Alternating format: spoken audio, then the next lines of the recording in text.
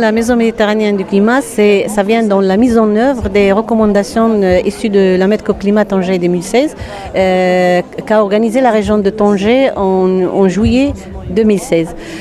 Donc nous avons un défi, c'était comment pérenniser les actions. Parce que si la COP 21 était la COP de l'accord, la COP 22 de Marrakech qui était un succès, c'était la COP des actions, la MEDCOP de Tanger Climat 2016 aussi était la COP des actions. Donc pour concrétiser ces actions, pour les pérenniser, pour les suivre, les évaluer, il fallait les institutionnaliser. Donc c'est pourquoi nous avons eu l'idée de mettre en place la Maison Climat pour mettre un siège pour le secrétariat permanent de la MEDCOP. Donc c'est ça d'où vient l'idée. Tout d'abord, ça va être un centre au service de tous les gens qui œuvrent dans le domaine des changements climatiques en quotidien. Donc c'est aussi un siège pour, comme j'ai dit, le secrétariat permanent.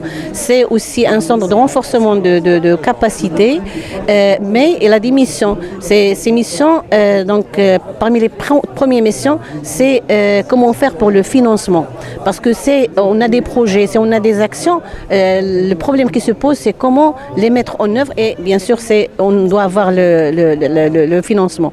Donc c'est pourquoi la priorité de la Maison Climat, au moins pour ce premier mandat, c'est comment chercher ce financement, comment on va l'immobiliser, qui est-ce qui va financer. C'est pourquoi donc, la Maison Climat va organiser des séances de formation, surtout pour les jeunes porteurs des petits ou bien moyens projets, pour rendre leurs projets bancables. Parce que souvent, ce qui manque, ce n'est pas le financement, mais surtout les projets bancables. Donc la Maison Climat aussi va s'intéresser de tout ce qui est, ou bien de mettre en valeur la question de citoyenneté. Donc ça va permettre de partager et de faire circuler l'information, la vulgariser pour le grand public et ça sera ouvert aussi pour le grand public.